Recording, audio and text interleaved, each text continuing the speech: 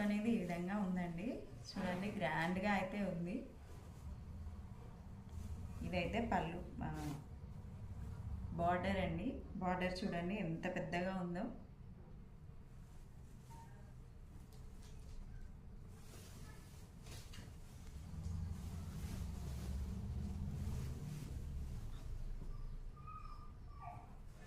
ఇది వచ్చేసి బ్లౌజ్ అండి. మనకి బార్డర్ అయితే ఏ కలర్లో ఇచ్చారో బ్లౌజ్ కూడా అదే కలర్లో ఇచ్చారండి. గ్రీన్ కలర్ చిన్న చిన్న బూటీస్ అనేవి అయితే ఇచ్చారు.